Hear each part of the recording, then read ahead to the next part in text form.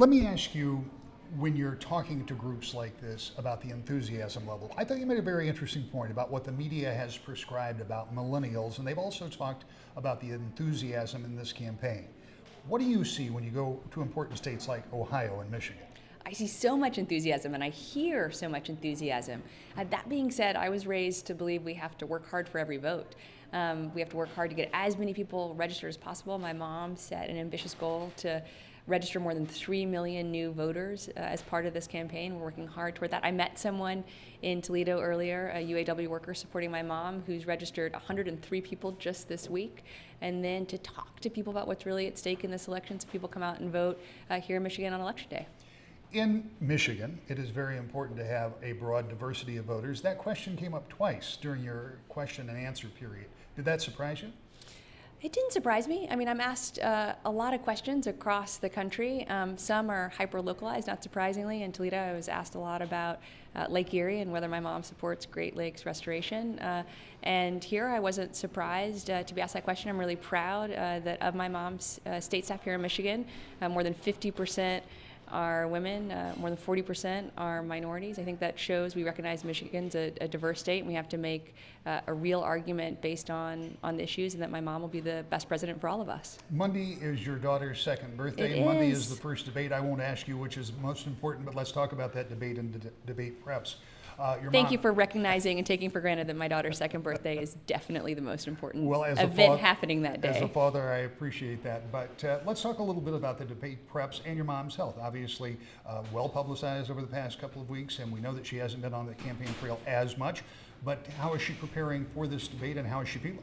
Well, I'm not part of debate prep, so I have no kind of special insight into that. I mean, probably not surprisingly, when I talked to her last night on FaceTime, she really wanted to see Charlotte and Aiden, her granddaughter and grandson. I have no doubt that she'll continue to make the argument that she's made throughout this campaign, that she's running for president to keep doing what she's fought for her whole life, for a better country so every child can live up to his God-given potential. That's not a slogan for her. That is the driving ethos of her life. And how about her health? How's she feeling? Oh, she's feeling great. Admittedly, as her daughter, I never really understand the questions about her health. I mean, when she was Secretary of State, she traveled more than 1 million miles, went to 112 countries. I don't think I could have done that, 30 years younger than she is. I wish she would have listened to her doctor, also as a daughter, and taken a couple days off when she was diagnosed with pneumonia. I didn't even know she was sick. I'm glad she took a couple days off to rest, and she's back on the campaign trail now. Now, you mentioned as yourself being at the upper end of the millennial range. We know how important the young vote is. It certainly was a big difference for President Obama. How do you energize those folks? Not to suggest they aren't, but you've got to energize them, you've got to get them to turn out the polls. And we know that younger people's voting propensities are lower very often.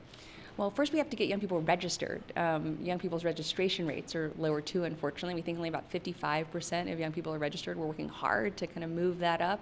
And just to talk to young people and really people of any age, that whatever issue you care most about, it's at stake in this election, whether that's college and higher education affordability, the environment, criminal justice reform. Those are 3 things that I care a lot about young people being focused on. And I think my mom has stronger plans. I mean, she's also the only person who recognizes that climate change is real and also a real opportunity for us as a country. And she has a stronger record in each of those, and I hope that'll matter to young voters come Election Day.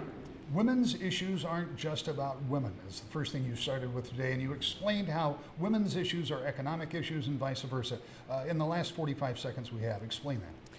Well, if we just think about kind of wages, 2/3 of minimum wage earners are women. So when we talk about raising the minimum wage, that's also talking about what's good for women and for families, particularly given that here in Michigan, there are about 500,000 women who are heads of their own households. So raising the minimum wage and then ensuring they're being paid equally for equal work, that's about economic justice. That's also, of course, about gender equality and supporting women and families.